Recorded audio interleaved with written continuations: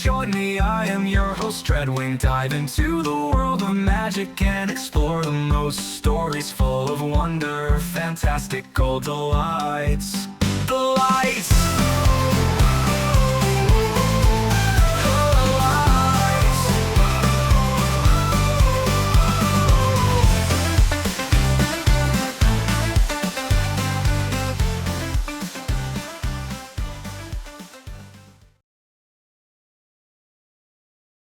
A dark vessel soared over the quiet town of Jasper.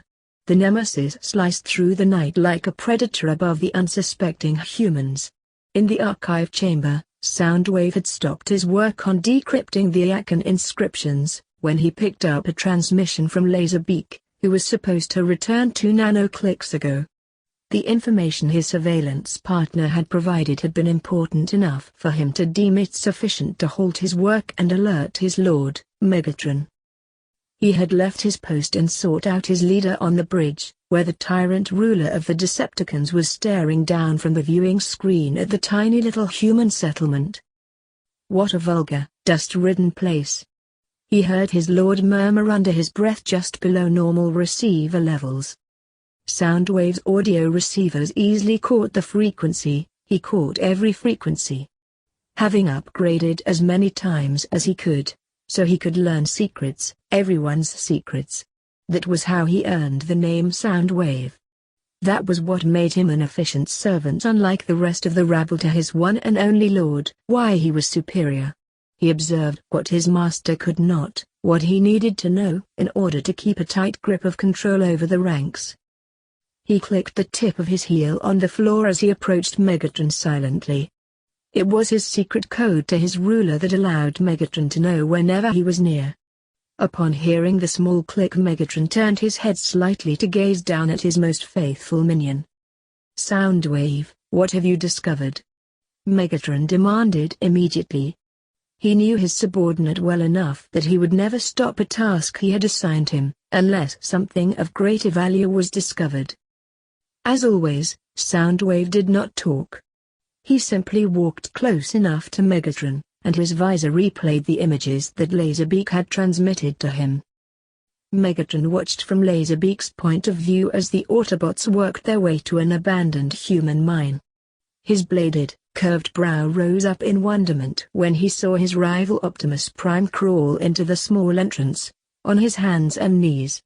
For Optimus Prime to go to such lengths, there had to be something of great importance. This does not bode well. Optimus is not the kind to go crawling like some earthen slug unless there was something to be gained, Megatron said to Soundwave. I wonder if they had somehow learned the location of a lost Autobot artifact. Why else would Prime be searching such a place? He turned to the console next to him and opened a link to his newest First Lieutenant's resting chambers. Dreadwing. I have a new mission for you. I shall obey, Lord Megatron, came Dreadwing's expected reply. As well you should. Especially after your failed attempt on the last mission I ordered you to complete for me, Megatron sneered condescendingly. Dreadwing averted his optics from his lords, not wishing to show the shame he still felt from failing to retrieve the Apex armor that Starscream now had in his possession. I promise I will not fail you a second time, Lord Megatron. For your spark's sake, you best not. I'm giving you a chance to redeem yourself, Dreadwing. Do not fail me, Megatron threatened lowly. What is your command? Dreadwing asked, wishing to get straight to business so he could please his leader. Soundwave has detected Autobot activity at a nearby location. I want you to go there and find out what they are up to and find whatever they may be looking for, Megatron ordered. Could it be another artifact? Dreadwing speculated. Megatron nodded in confirmation. I believe so, and if they have tracked down another artifact, it must be retrieved by us. I want you to take Knockout with you on this mission, and I will be sending a few Insecticons with you to ensure that you will succeed in your mission. I shall leave at once, Lord Megatron.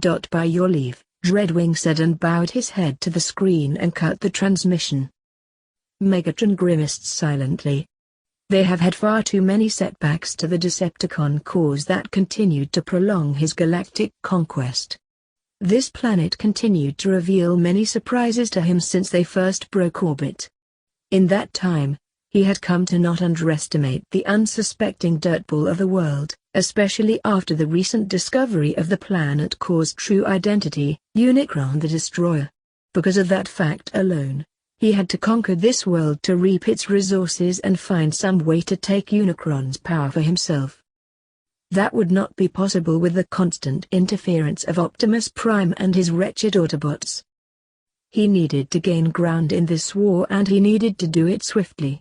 To do that, he would need more soldiers that would follow his command. He had already had to deal with 2 betrayals that still raised his ire to this moment. The most annoying of the 2 being his second-in-command, Starscream. The ambitious fool had thwarted his plans in pursuit to lead the Decepticons for his own self-gratifications. It irked him greatly that the fool now had the Apex armor, an indestructible suit of Cybertronian armor, in his possession, and it was only a matter of time before Starscream appeared to take advantage of his gain. Then there was Arachnid. She in her own way had tried to take his place as had Starscream. But her greatest crimes were taking control of his Insecticons and sending them to terminate his spark, not once, but twice. And there was the little matter of her extinguishing Breakdown. He felt no sympathy for the loss. It was Breakdown's own recklessness that led to his demise in underestimating the treacherous Spiderbot, but he was still one of his soldiers and his death would be repaid when her own spark was ripped out of her body. It did concern him more that they could not retrieve Breakdown's remains. He could only imagine it was the same humans that had managed to trap him the first time and took his right optic from him. He gathered that the humans wanted to obtain the rest of Breakdown and did once the opportunity presented itself. He normally would have thought it was simply out of stupidity that Breakdown was captured by a weak, inferior species like the human race, but then his opinion of the species changed when he learned it was a human girl that defeated Hardshell. The Insecticon had been impressively demolished, and that made him think that the humans were more of a threat to him than he had originally deemed. But as the Decepticons were now, they could not deal with the growing threat the humans presented to them. If they were all as tenacious as the one that defeated Hardshell, then he would need more power and numbers to boost a counter-offense. But now was not the time to dwell on that detail. Soundwave, return to deciphering the Akan archives. But keep Laserbeak in the area to continue his observation and keep me posted of all activity. I wish to know the moment Optimus has discovered anything of value. And to see just how well my subordinates perform. I grow tired of the growing incompetence amongst my ranks. If they fail me because of their stupidity, then I want proof that it was that and not some pathetic excuse, Megatron instructed. His silent spy bowed to him and quickly returned to his assignment, swiftly sending Megatron's orders to Laserbeak. Arachnid had found herself busier and busier as Jack's transformation continued. She strained through her changes to finish her task of preparing the Energon for better consumption, and then feed it to him before he got too weak again. It was slow going at first, but she soon had a pattern and instinct had somehow begun to play a role into it. With some of the liquefied Energon, she began smearing it on the cocoon she created around Jack. The webbing absorbed the Energon and began to charge the cocoon with a soft, pulsing glow. That had proven worthwhile to do as Jack's condition had stabilized, and he no longer looked to be in agony. His face had gone cold and motionless and began to crack as his growth started speeding up. Seeing this, Arachnid used more of her webbing to cover his exposed face and smear fresh Energon on the new layer. It would seem his transformation no longer required her to feed him so constantly. All she need do now is wait for the completion of her work and soon she would have her ideal partner. Her own transformation was almost done. Already she could feel the difference in her form and the nature it provided. Part of the price was her vehicle mode being deleted from her altered T-Cog, replacing it with a more suitable one as she had anticipated. She was not yet ready to try out the new mode as there were still some configurations that needed to complete, but the rest of her structure finally looked more living, and yet she knew the transmetal-like coat of armor around her body would prove as strong if not stronger than normal Cybertronian armor. She still had the same coloring as before, a black carapace exoskeleton with purple plating around the more softer-looking parts on her legs, arms, and neck, but now had a more skin-like synthetic cuff molded over her servos and midsection. Her golden plating remained as well but with black striped markings added to it. Her helm had remained mostly the same, only now she had purple glowing orbs which she soon realized were in fact optics growing out of the plating of her forehead. Her spider-like limbs had finally matched up, and now she possessed 8 spider legs instead of just 6. Her weapon systems had not changed at all. Those she had purposely kept as she preferred how they were before. She did however feel that more had been added, but she could not determine their exact function until she was fully finished reconfiguring. She did however begin following a particular instinct that was driving her on, and she obeyed after seeing the logic in it when she analyzed what the need was. Stretching out her new spider legs, she tested them to see if they could hold her up, and they did to her delight. She worked her way up to the walling of the cavern and began spinning strings of webbing all over the place in a complicated pattern not unsimilar to an earth spider. The strings were set low to the ground and high over around all the tunnels that led to the chamber. Instincts, again, led her to this, and she knew the webbing would act as a warning signal if an intruder should touch them. She tested the vibrations and found her senses had doubled in sensitivity, allowing her to notice the slightest of movements along her web. The energon that had yet to be harvested radiated through the webbing and created a circuitry through the entire chamber. Seeing this, Arachnid created a few more strings to Jack's cocoon to connect with the energon, and to her amazement, the webbing became a conduit for the energon and pulsed its life-giving properties into the cocoon. It was just a guess on her part, but whatever she was becoming, it was leading her down the path she desired. I should have embraced this part of me centuries ago. Arachnid hissed in delight. Such untapped power and all but my own inhibitions have stopped me from taking advantage of it. No more. I will become a new life form this day, and soon, my kind will spread through this universe. And you? Arachnid worked her down to the cocoon and pressed her entire frame against it, wrapping her arms and a few of her spider legs around it adoringly. My sweet, dear Jack. You and I will rule all we see and bring such delicious agony to those that dare challenge us.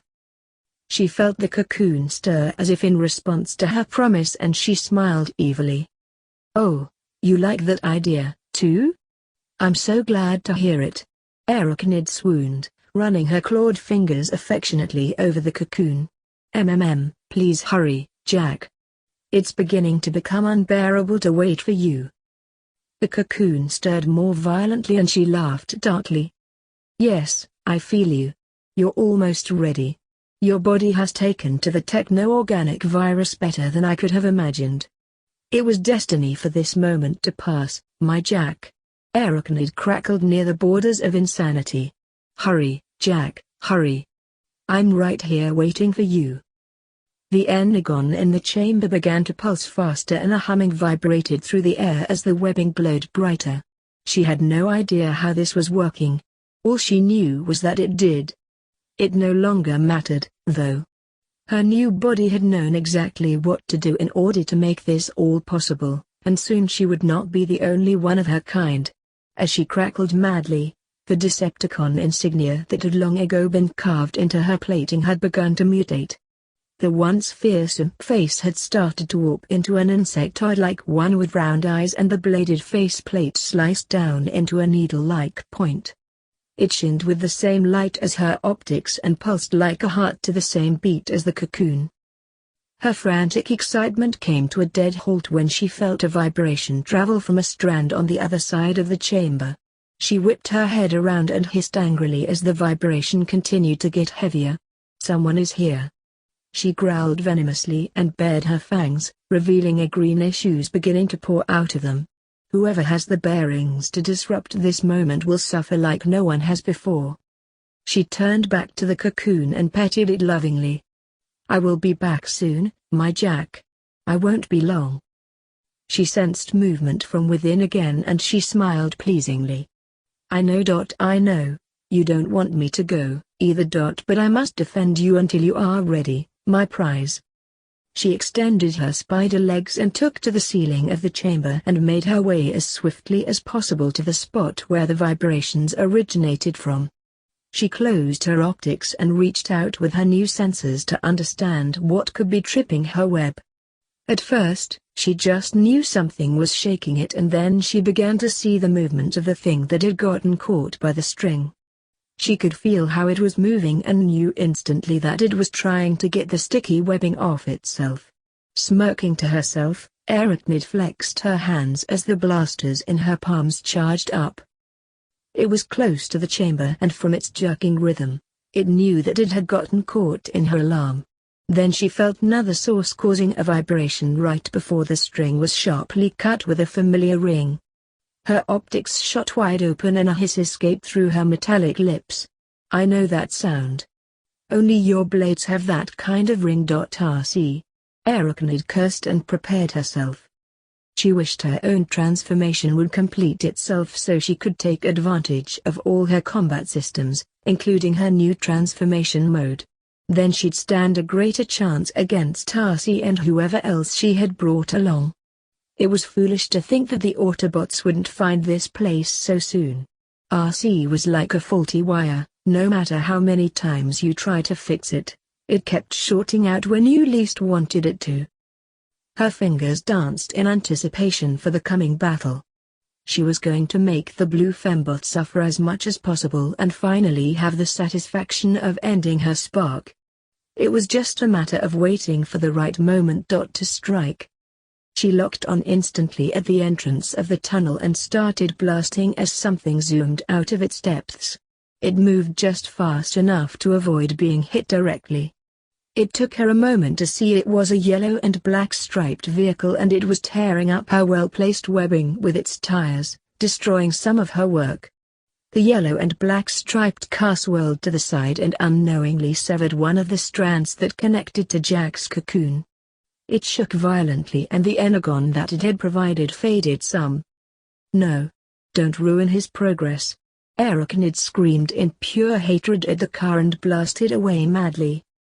The car transformed and she soon recognized it to be the Autobot they called Bumblebee. She glared even more as she remembered this particular Autobot as part of the team that interrupted her chance to first extinguish RC's spark. That only fueled her burning rage and started firing even faster with a primal roar. Bumblebee let out a series of loud noises as he flipped and dodged the onslaught. He drew out his blasters and returned fire and started leading Arachnid away from the tunnel entrance.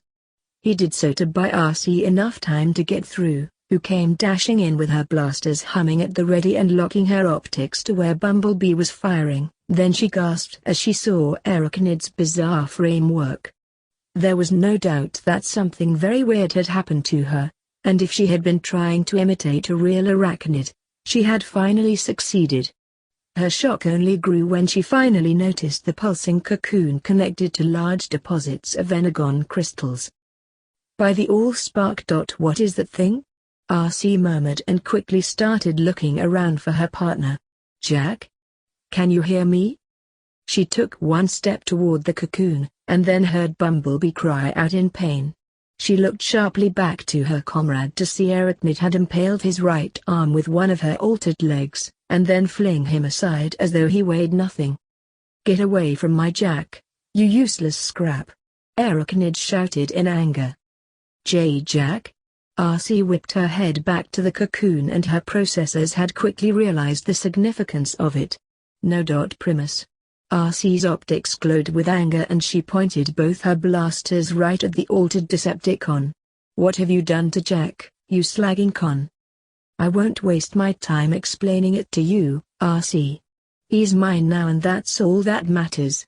Arachnid hissed in reply and readied her own blasters. You're going to tell me what you did, or I will rip each of those ugly legs off you one servo at a time. RC vowed heatedly. Don't make promises you can't keep. Arachnid replied and then fired her blasters, taking aim at the blue fembot's feet so as to not accidentally hit the cocoon. RC pivoted away as was to be expected, and Arachnid took that moment to switch to her web shooters and fired off a string right at RC's faceplate. The string caught and covered the blue Autobot's optics, and she changed her arms back to hands so she could try and claw the webbing off. Arachnid grinned in triumph and yanked back, pulling RC off her feet and flying straight at her. When she was close enough, Arachnid reached out with her normal leg and kicked RC right in the middle of her frame to halt her flight, then kneed her in the chin with her spiked knee plate. The blow sailed RC away from the cocoon, and she positioned herself between the two Autobots and her precious Jack. You will never get Jack back, Autobots, Arachnid vowed. RC cringed as she picked herself up from the ground and finally ripped off the webbing covering her optics. She glared at the source of her pain and nightmares with all the hatred that burned in her spark. You are going to pay for whatever you did to Jack. I swear it. And what is it that you plan to do, kill me? You've tried that before and always lacked the bearings to do it. This time won't be any different. Arachnid sneered at the enraged Fem Autobot. No, this time I will finish what I started. You won't live after tonight, RC declared as her blades extended out from her forearms, and then charged at her with a furious war cry. Arachnid yelled out her own version and dashed forward to clash with RC. She reared up the front top spider legs and relished the chance to finally see just how well the new serrated blades held up against a Cybertronian's blade. She lashed out one leg at RC to test it. RC blocked the incoming leg, and her blade shook violently when it stopped the serrated blade end of the limb. Seeing it up close, she gasped and worried of the damage it could have caused her if Arachnid had landed a direct blow. It pierced through Bumblebee's armor easily, and he had a thicker frame than her. One good hit and she'd be ripped to pieces. Thankfully, her blade held up fine and protected her from being sliced, but the force of the leg had been stronger than she remembered and was thrown aside. She crashed and rolled as best she could back to her feet and stared at Arachnid in bewilderment. How in Primus's name did she get this strong? She thought right before jerking away from her position to avoid being impaled by an oncoming appendage. Yes, just keep running away, RC. Sooner or later I will get you, and then I'll take the great pleasure of ripping out your spark chamber. I may even take your head as a trophy as a reminder of this moment, Arachnid toyed playfully, smirking evilly as she approached RC slowly. Like that'll ever happen. RC grunted and switched back to her blasters and fired at her head. Arachnid quickly used her spider legs to kick off the ground and cling to the ceiling to avoid any direct hits. She started to hiss at RC when a blast from behind got her in the back. Screaming, she collapsed down to the ground and groaned in pain. She looked over her shoulder and saw Bumblebee had rejoined the fight, using his only operating arm to take a shot at her. She started to make her retaliation when she felt the barrel of a blaster press against her head. Don't move, you sickening con, RC growled in warning. Arachnid wanted to scream in frustration but relented as she feared the act might be mistaken for a hostile counter. I should have ended your spark when I had the chance. Funny, I was thinking the same thing, RC replied heatedly and ready to fire. She was halted when Bumblebee grabbed her shoulder. RC, wait. We gotta wait for Optimus to get here so we can figure out what she's done to Jack, he bleeped. I'm not waiting for Optimus. This con has been nothing but a source of suffering for me ever since I first met her. RC growled and shrugged off the scout's hand angrily. I'm gonna end this once and for all. Just as she was about to take her shot, Optimus Prime finally made his appearance through one of the tunnels just behind the deposit of Energon crystals. By the Allspark. What has happened here? Optimus Prime remarked as he observed all the webbing and then the cocoon resting in the middle of the cavern. drawing power from the energon around it. He quickly spotted RC and saw she was getting ready to destroy Arachnid and shouted out to her. RC, stand down. We do not know yet what has happened to Jack. I already do. He's inside that cocoon. She put him in there and done something no doubt horrible to him. RC shouted back and slammed the barrel of her blaster against Arachnid's head. Arachnid hissed at the pain and smirked as it excited her. Hey, please, give me more. I won't give you that kind of satisfaction. RC replied sharply. Optimus Prime had finally gotten himself out of the small tunnel and marched over to RC and knocked her arm away. I said, stand down. Until we know more about the situation, we cannot allow Arachnid to go offline. Optimus. You can't be serious, not now. She deserves it. RC screamed in utter frustration at her leader. Optimus Prime sighed and shook his head once. RC, I am only thinking about Jack and if he is indeed within the confinement of that cocoon. We first need to know exactly what Arachnid has done to him.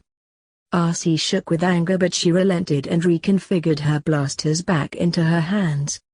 Optimus then turned his full attention on Arachnid. You will tell us what you have done to Jack, Arachnid, now. Or what? You'll end my spark yourself and rob your hot-headed subordinate the chance to reap her vengeance on me? Arachnid taunted. You will tell us or I will allow RC to finish what she started, Optimus Prime retorted bitterly. You're gonna have to try harder than that, Prime. But you're too late, anyway. Jack is no longer the human you once knew. He's mine now, and I'll be damned to the pit before I let you take him from me. Arachnid growled darkly at the leader of the Autobots. Bumblebee had wandered over to the cocoon and started to reach out to touch it. Arachnid saw it and shrieked out at him. Don't touch him, you wretched Autobot. The scout jerked back in surprise and glanced between her and the cocoon, not really sure what to make of the situation. Optimus Prime also felt the same as he was not sure of Arachnid's strange behavior. He expected they should have found Jack either offline, or used in a trap to get them all. He then pondered on her alternate features and was curious about them. Arachnid, why did you take Jack if not to terminate him? Optimus Prime demanded softly. Arachnid jerked her head and glared at him. You wouldn't understand, none of you would. I gave him the chance to become more than he was. A chance to rise up from the pathetic species he was born from and forced to coexist with. Optimus Prime narrowed his optics. You had no right to force this on Jack, Arachnid. He is a sentient being and should be given the right to make that choice for himself. Arachnid just chuckled madly. You are a fool, Optimus. None of us have the freedom of choice. We have to take whatever we can by force in order to survive. I learned that a long time ago. Optimus Prime could only feel sadness as he remembered back to that day when this crazed Decepticon was once a proud Autobot. To see her fall so far had grieved him down to his core and he knew he only had himself to blame for this tragedy. I wish things were different, Arachnid. But your crimes cannot go unpunished any longer. You will tell us what you did to Jack and how to reverse the damage you have inflicted on him, Optimus stated grimly, and activated his sword in his right arm and his face shield covered his face. The blade hissed out at his side and pointed it at her to show he was indeed serious. It's too late, Prime. Jack cannot return to his previous state after giving him a particularly vicious virus. He is now like me and will always be thus. I have achieved something not even Megatron could have hoped to do. Arachnid giggled insanely, her optics turned toward the cocoon. Soon, Jack will awaken and he and I can be together. That startled them all. Optimus gazed at her in horror and then slowly moved his head to stare at the cocoon himself. What have you done? I made him the perfect partner. The only one who can be my equal in this wretched existence, Arachnid replied softly, and despite Optimus's blade pointing at her, she stood up and sauntered over to the cocoon and hugged it lovingly. Please. Just let me see him one more time. Let me hold him before you terminate me. "Get off him, you slag-walking pile of scrap!" RC shouted and brought out her blasters once more and took aim, when Optimus Prime silently put his hand over her arms. "RC... don't. Look at her. She's beyond any of us now. She's sunk far into the madness that turned her into the creature she is today," Optimus Prime said in pity. "Then that's all the more reason to put her down," RC challenged. Optimus Prime remained silent for a moment, truly frustrated with how this all turned out. He had no idea just how things had gone this far, but if Jack was truly altered into a being like Arachnid, then there may be no hope of saving him. But he owed the human too much and had to do whatever he could to try and save him. In order to do that, he had to ignore Arachnid's wish and take the cocoon back to base. "Arachnid, stand aside. We are taking Jack back with us," Optimus Prime declared. Arachnid became hostile once again and bared her fangs at them. "Over my scraped body. If that is how it is, then so be it," Optimus Prime replied and slowly started to approach the insane Decepticon with his sword at the ready. He was oddly impressed when Arachnid pressed her back to the cocoon and continued to hiss at him like a real primitive organic creature. He found himself feeling very wrong for what he was about to do, and had to use his entire will to bring up his sword and ready the strike. "Please, understand that I am sorry that it has come to this," Optimus Prime said sadly. Never will I forgive any Autobot," Arachnid whispered bitterly as she prepared to fight. The expected outcome was interrupted when a wall of the chamber started to shake and crumble as a massive drill worked its way out. It charged on forward and behind it came a squad of Insecticons, 6 to be exact, and 2 familiar Decepticons stalked out from the newly made tunnel. A red and white groomed Decepticon sneered at the surroundings and made a disgusted face when he spotted all the webbing. "This place is horrible. Look at all this revolting stuff on all that beautiful Energon," Knockout commented. "Be quiet, you fool," Dreadwing ordered and marched over to the Autobots. "Prime, you will state your business here and why you are in the presence of the traitor Arachnid." "This is a private matter, Dreadwing. It has nothing to do with you or Megatron," Optimus Prime warned. "Regardless, Lord Megatron has demanded to know what you are after, Prime. I will know what you are doing here before I have you all destroyed," Dreadwing stated firmly. "What does it matter? I don't see any artifact in here, just that ugly ball hanging behind that wretched traitor," Knockout remarked curtly. "It is as it appears, Dreadwing. We have come here, but not in search of a lost artifact. We are here to reclaim one of our own," Optimus Prime admitted. Slowly he turned some so he could defend himself from their assault and if Arachnid chose to attack him. He did not miss the happy gleam that appeared on the Femme Decepticon's optics when she spotted the Insecticons with Knockout and Dreadwing. It did not pass him by that she just found her way of retaliating on them all. "Dreadwing, I will ask you this once. Please leave this matter to us and return to Megatron before it is too late." "I only follow the orders of my Lord, Prime. You should have learned this by now," Dreadwing countered, starting to become very irritated with the Autobot leader. Arachnid smirked darkly as she rose herself up on her spider legs and focused her will on the Insecticons. "You should have listened to Optimus. Then you might have gotten out of this alive." Dreadwing was about to order her to be silent when he noticed the Insecticon next to him start to shake and violently toss its head back and forth. Then it went still and slowly turned its head to him and flared its bladed mandibles at him. Seeing the danger, he stepped back in time to miss being swiped by the Insecticon's claws and drew his weapon and pointed it at the traitorous bug. "You dare to attack me?" Dreadwing snarled and fired his weapon. He got the Insecticon right in its snapping jaw as it had started to lunge at him. The Insecticon screamed in response and that opened up for the other Insecticons to attack their former allies along with the Autobots. Knockout was cringing and yelping as his support troops turned on him and tried to claw up his beautiful paint job. "I told Megatron these things were trouble. Knockout shouted and drew his electro staff out to shock one of the Insecticons in its side until it stopped moving permanently. What is going on? Why are they attacking? Dreadwing replied, firing a few more shots at the same Insecticon that had tried to harm him. It's Arachnid. She's controlling them. RC answered him, ducking under the claws of an Insecticon that had chosen her as its target. Arachnid, call them off at once and maybe I will persuade Lord Megatron not to rip out your spark.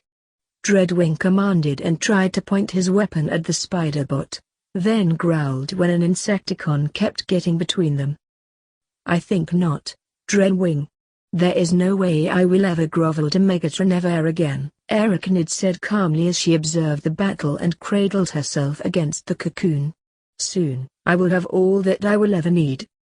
Dreadwing snarled at the traitorous femme Decepticon and took quick note of her interest with the cocoon. If that is how you wish it, then I will just have to ruin your plans. He fired off a few quick blasts to knock the Insecticon standing in his way back and stormed right by it and slammed the barrel of his weapon at its face, then fired at point-blank range, shattering the Insecticon's visor and killing it instantly. He ran right at Arachnid and took aim at the cocoon and fired right at it. Arachnid screamed in fear and to his surprise, she launched herself right between the shot and the cocoon. She shielded it as best she could and braced for what was to come. No! Shouted Optimus Prime as he saw the weapon go off. Time seemed to slow for everyone as the shot sailed toward its mark. Arachnid closed her many optics and waited to join the Allspark, regretting only that her plan failed and she would never be able to reap the reward she so wanted. But something happened, something grabbed her. It was strong and its grip was like the strongest Cybertronian metal. She felt it wrap around her shoulder and pulled her aside as the shot came close to hitting her. She yelled in surprise and jerked her head around to see what had saved her. A large black arm had produced itself from the cocoon and a primal growl escaped from it after the shot had burned a hole into it. The arm was heavily plated and spiked out along its forearm and 3 claw-like blades rested on top. Where its servos bent there was gray-colored metal skin plating with purple striped markings around the edgings. The hand that had grabbed her was similar to Megatron's talon-ended fingers, thick and long and ended with sharp tips. The cocoon started to move and began being ripped away from within. The battle had halted then to witness the being's birth as it clawed away the webbing and soon became visible for all to see. What on Cybertron? Dreadwing started to say and then fell silent in fear as the creature before him let out an earth-shattering roar. The creature looked like a Cybertronian and yet not. It was as taller than Dreadwing himself and was heavily plated with a strange black scaly armor that looked almost completely organic and yet shined like metal. The creature's chest was adorned with a bizarre set of corkscrewed horns attached to what appeared to be the skull of a reptile. Its shoulders fanned out with more horns and curved up like blades. Like its arm, its legs were thickly spiked and ended with 3 massive claws for feet. Attached to its other arm was a long shield that looked more like a really thick spear. The plating was jagged and the multi-layered and narrowed down to end with a wide spearhead. On its back were 2 folded appendages that looked like serrated swords folded in. Upon its head was a helm that coiled up into 2 corkscrewed horns with a few bladed edgings that made up a forehead protector, giving the helm a crown-like resemblance. The face was squared out and somewhat long and its eyes had started to open to reveal glowing purple optics with black reptilian-like slits. Just by these features alone, Dreadwing could tell it was a male-type frame and from the model of its body, it was a foe to be wary of. He then noticed on its side was a slight singed mark where his shot had made contact and the black scales that had been burned looked to be repairing themselves in a flash. The creature looked at its repairing wound, and then up at Arachnid who was still trapped in its iron grip.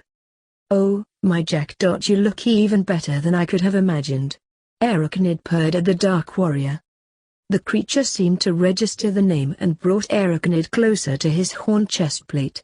"Arachnid, you tried to save me?" "Yes, I wasn't going to let anyone damage you. Not after you came this far, and look at you. A dark prince soon to be a king. Arakanid swooned and leaned her frame against his. The new being that used to be Jack blinked his new set of optics and groaned some. Everything is so hazy still. Hard to think. You're still adapting, my Jack. Your reformatted processors haven't adjusted to their new functions, Arakanid replied and reached up to stroke his cheek. To RC's horror, Jack cradled his face into her hand and sighed happily. Jack? RC called out to the towering being. The Dark Warrior turned his attention to RC and focused on her for a moment and titled his head.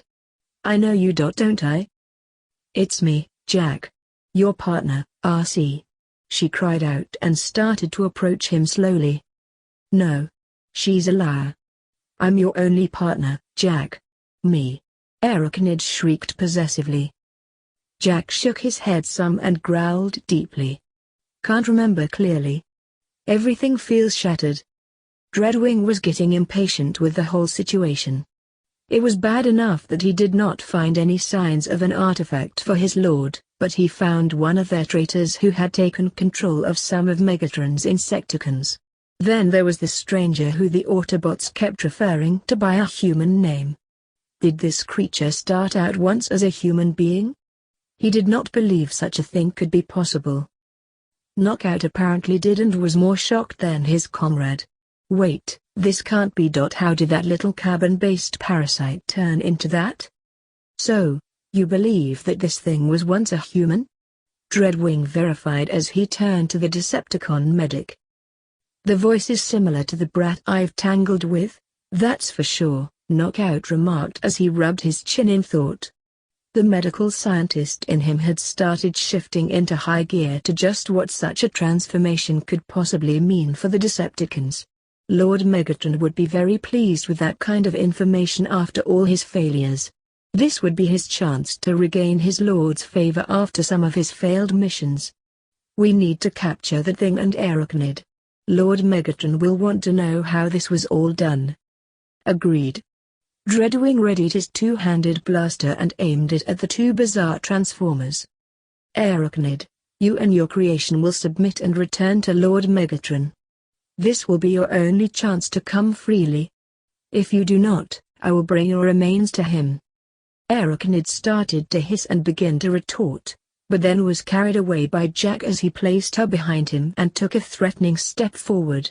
His tri-clawed foot shook the ground as he let out a primal growl at the two Decepticons. You will not touch her. Jack stated hostilely. Dreadwing smirked at the creation's bravo and loyalty, even if it was misplaced with the psychotic con. Your actions are admirable, but you will concede, or I will be forced to terminate you. You may have a stronger body and some power, but I am a seasoned warrior and I will take you down if you force me. Jack continued to growl as he brought up the shield-like spear attached to his arm and it hummed as something started to activate. The spear tip opened up right down the middle and a red glow charged up at a now revealed barrel. This startled Jack some as the weapon came to life, but then smirked at the realization that he was armed, then said to the Decepticon, "Want to rethink that statement?" "Your weapon does not change a thing," Dreadwing replied sharply. "No, but numbers do. Do not forget I have control of these Insecticons," Arakanid reminded her two former allies. "And we will not stand idle as you try and take Jack," Optimus Prime added as he shifted his hands into his main weapons and aimed them at the Decepticons. Jack regarded the big red and blue Autobot and felt something stir in his reconfiguring mind.